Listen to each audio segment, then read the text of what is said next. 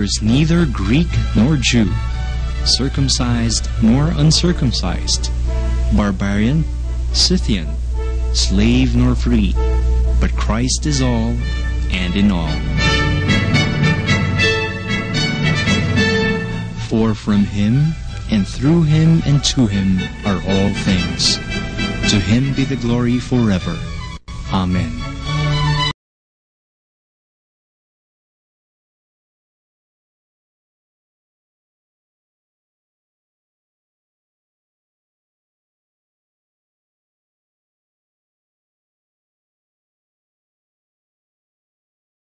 Hindi sa lahat ng mga kapanahunan at mga sanlibutan ay merong itinakdang isang araw na pangilin ang Panginoong Diyos para sa mga tao. Ayon sa Biblia. Ang diin po dito ay roon sa hindi lahat, hindi sa lahat. Parang po yung emphasis na at all times or in all ages and for all the worlds. Yung all po, yun ang aming paninindigan dito. Hindi sa lahat. Hindi ko itatatuan na mayroong panahon na nagtakda ng araw ng Panginoon. Wala pong pagtatalo para maikli na yung laro ng palitan ng katwiranan. Ngayon pa, sasabihin ko na sa inyo dahil malinaw naman. Mayroong mga panahon na ang Panginoong Diyos ay nagtakda ng araw ng Panginoon o mga araw ng Panginoon. Meron po, meron.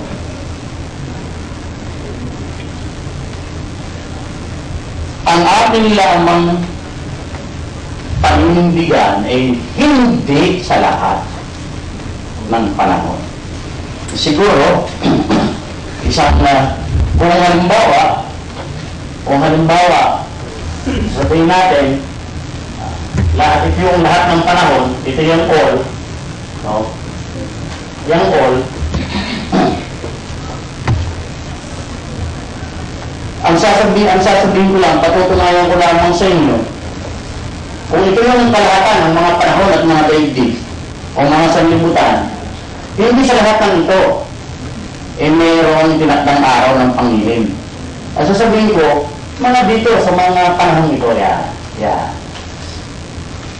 meron dyan na mga tinakdang araw ng Panginoon. Sa panahon yan. Pero hindi sa lahat.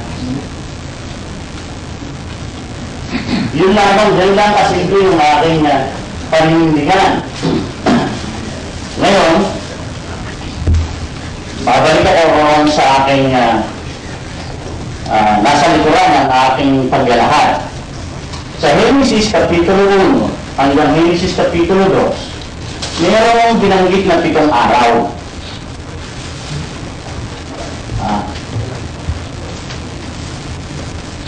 Meron sinasabi na first day, second day, first day, second day, third day, fourth day, fifth day, sixth day, seventh day. Doon sa sinasabing isang araw, ikalawang araw, tatlong araw, ikaapat na araw, ikalimang araw, ikaanim na araw, ikapitong araw. Walang sinasabi riyan na Sunday, Monday, Tuesday, Wednesday, Thursday, Friday, Saturday. Walang ganun sa buong Biblia. Walang ganun sequence sa buong Biblia. In short, walang Gregorian calendar doon. At hindi mo bang sabihin Sunday itong unang araw na ito? Doon sa Genesis Kapitulo 1, 3 hanggang 5. Dahil walang araw nun. Liwanag lang, universal light lang, let there be light. Hindi sinabi, let there be sun, moon, and stars. Let there be light lang, magkaroon lang ng liwanag. Nang lalangin o gawin o palitawin ang araw at buwan noong ika-4 na araw.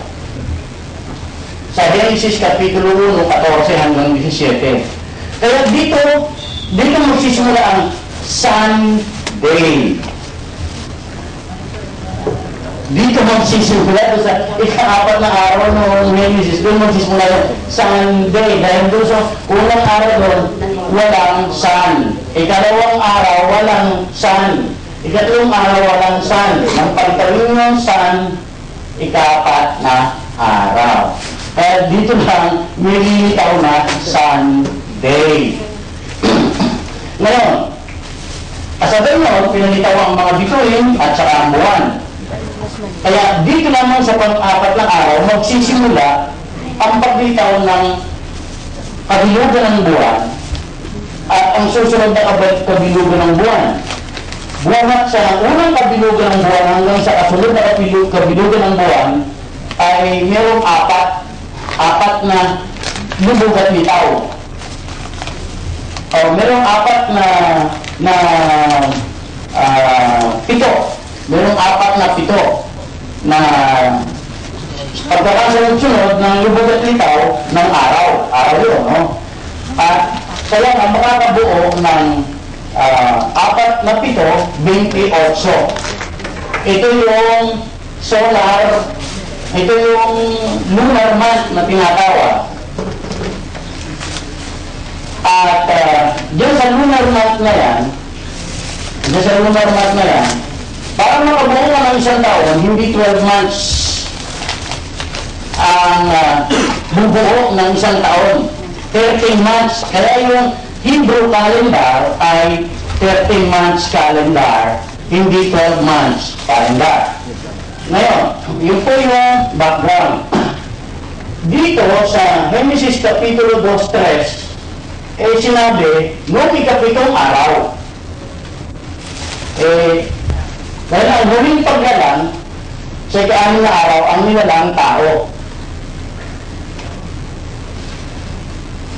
Ang nilalang tao. Atin muna ano dito, no? For meron munang nilalang, dito liwanag. Universal light. So, ano dito? Firmament. Second day, so-called. Yung third day, dyan yung planet Earth.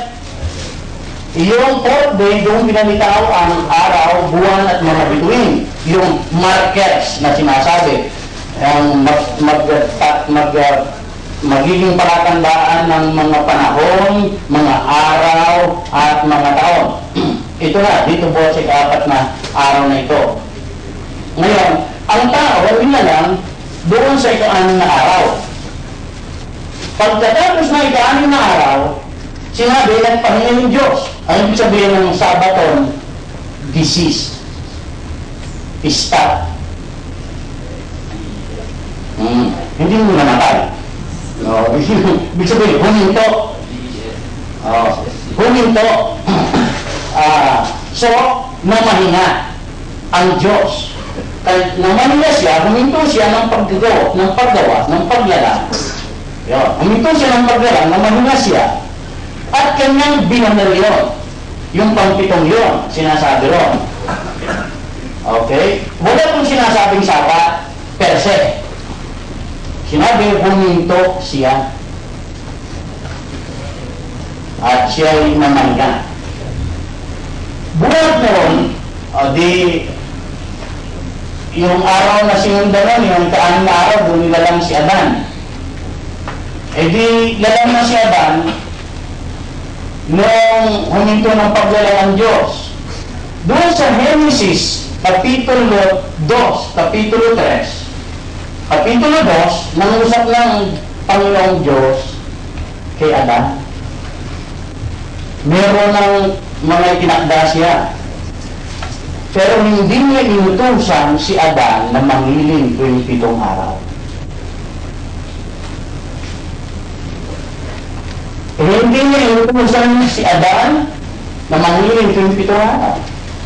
Sa Kapitulo 3 ng Genesis, meron na namang tinakda ang Panginoong Diyos kay Eva at kay Adan at sa ahas. Pero hindi niya inutusan sila na mangiling sa 7 araw. Sa panahon ni Abel at ni Cain, walang indutos ang Panginoong Diyos na, oy, Cain, Abel, mangingiling kayo sa ikapitong araw. Sa panahon ni Seth, sa panahon ni Enoch, sa panahon ni Noe, sa panahon ni Abraham, sa panahon ni Isaac, sa panahon ni Jacob, sa panahon ng 12 tribo, bago sa Exodo 16, diyan sa lahat ng kapanahon lang yan, walang ipinag-utos sa tao, letra por letra, na tuwing ikapitong araw, mangingiling kayo. Wala kang mababasan yan. Buhat sa Genesis chapter 1 hanggang sa Exodus chapter 15, wala kang mababasan yan. Wala. Wala yung utos na tuwing ikapitong araw, mangingiling kayo. Ngayon, ang utos na sa ikapitong araw, huwag kayong mamumulot ng mana at huwag kayong manghuhuli ng mga pugo, ginanap doon sa Exodus Kapitulo 16, buhat doon sa 23 o sa 22 hanggang sa mga sumusunod na talata. Doon na pinag-utos. At pagkatapos, isinama doon sa 10 utos. Isinama doon sa 10 utos doon sa Exodo Kapitulo 20, buhat sa 8 hanggang sa 11. So, itong parte ito na sinasabi ko, yan, buhat sa Genesis hanggang sa Exodo 16, o Exodo Kapitulo 15, diyan sa panahon yan, walang ipinag-utos na may tuwing ikapitong araw papangilin. Eh sa panahon ito, merong ipinag-utos na tuwing ikapitong araw, mangingilin. Yun, buhat doon sa Exodo Kapitulo 16, 22 hanggang 24. At isinama doon sa 10 utos, sa Exodo Kapitulo 20, 9 hanggang doon sa 11. Ngayon, kung hanggang saan tatagal yan, ang aming paninindigan sa panahon ng bagong tipan, no? Ang katuparan na itong kautusan dito, ito yung kautusan, ito yung Decalogue, ito yung 10 Commandments, ang katuparan ng fulfillment of Decalogue, ang Panginoong Jesucristo dito sa kapanahonan ng lumang tipan. Para dyan ang bagong tipan. No, dito, sa kapanahonan ng bagong tipan, yung 10 utos ang katuparan ng Panginoong Jesucristo. Pero, sa bagong mga langit at sa bagong lupa, sangayon sa Apokalipsis 21, 22, 27, wala nang liwanag. Ang liwanag hindi na liwanag ng araw at ng buwan. Dahil ang kordero na ang magiging liwanag ng lahat. Kaya doon, sa bagong mga langit at mga lupa, kung pagpapairal ng tuwing ikapitong araw ng solar system, dahil ang magiging liwanag ng lahat ay ang kordero, ang Panginoong Jesucristo. Siya ang magiging liwanag ng lahat. Kaya dito sa huling kapanahon nito, dito na sa new heavens and new earth, heavens and earth, no, new heavens and new earth, Jesus equals the light. Jesus equals the light. Kaya hindi na kailangan yung 27 araw na bilangan na gano'n. Kaya wala nang sabat-sabat doon dahil si Kristo ang katuparan ng lahat. Dahil diyan, ang aming paninindigan ay angkop sa katuruan ng Biblia, hindi sa lahat ng panahon. Meron lang ilang panahon. Na may pinag-utos, may tinagda na tuwing ikapitong araw, mangingilin.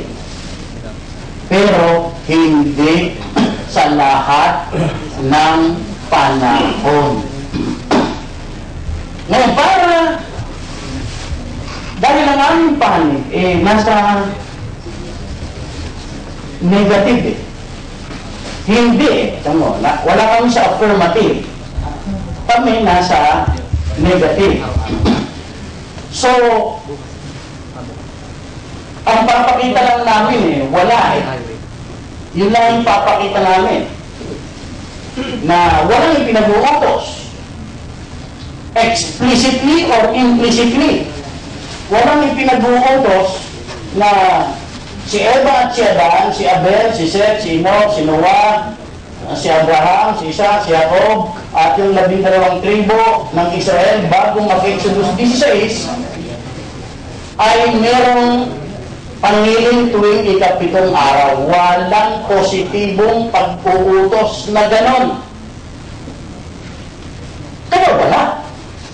Hindi ako kinakailangan bumasa na meron. Dahil wala Ngayon, para naman yung panig ng positibo na lahat ng panahon merong araw, ika-7 araw na ipapangili. Kailangan ipakita ngayon buhat sa Genesis chapter 1 verse 1 hanggang sa Exodus chapter 16 verse 22 na mayroong ipinag-utos bago ibigay yung utos dito. Dahil dito narito yung positive command.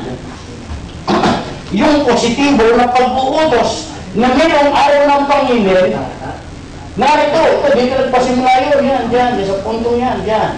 Ito yung Exodus, chapter 16. Prior to Exodus chapter 16, walang positive command sa tao. Ang Diyos nagpahinga, dito, ng paglalang. Pero walang positive command. O kung ayaw, walang explicit or implicit instruction na ang tao buhat sa paglalang yung ika-7 araw magpapahinga. Walang ganong positibong pagkakauto. Kaya, liban ng makapagpakita ng ganong positibong pagkakautos, taog na yung tatayuan noong Seventh-day Adventist. Dahil the burden of the proof is theirs, not ours. Ang magpapatunay na mayroon na ipinag-utos, itinakda, kahit pahiwatig o pawatas, kinakailangang mabasa doon sa kapanahonan yun. Dito pa sa New Heavens and New Earth, dito sa New Heavens, New Heavens and Earth. Walang ganong reckoning ng pito-pito. Walang pito-pito. Doon sa baka akala niyo yung mga dahon ng mangga yun, hindi. Yung unang pito-pitong araw doon sa New Heavens and New Earth, dahil ang magiging liwanag doon, hindi ang araw, ang buwan, o mga bituin, kundi ang Panginoong Jesucristo. Para mapatunayan mo na may pito-pito doon, sa New Heavens and New Earth, na tuwing ika-7, mamingilin, babasa ka ng verses. Babasa ka ng mga talata na magsasabi, sa bagong mga langit at sa bagong lupa, meron tuwing ika-7 araw, mamingilin ang tao. Wala. Dito naman, bago naman sa panahon dito sa Exodus Kapitulo 16, babasa ka ng mga talata na tuwing ika-7 araw, itong si Adan at si Eva, sabi, Eva, Adan, tuwing ika-7 araw, magpapahinga kayo. Ikaw, Abel, Cain, tuwing ika-7 araw, magpapahinga kayo. Seth, ikaw, tuwing ika-7 araw, magpapahinga na. Huwag kang lakad na lakad. Huwag kang lakad na lakad. Pagdating na ikabitong araw, huminto ka na nakalalakad. Ganito sino kayo, lumakad na lumakad kasama ng Panginoon. Enoch walk with God eh. Eh hindi naman sinabi yung Enoch stop walking on the seventh day. Wala. Eh tuloy-tuloy na siya isinama ng Panginoon.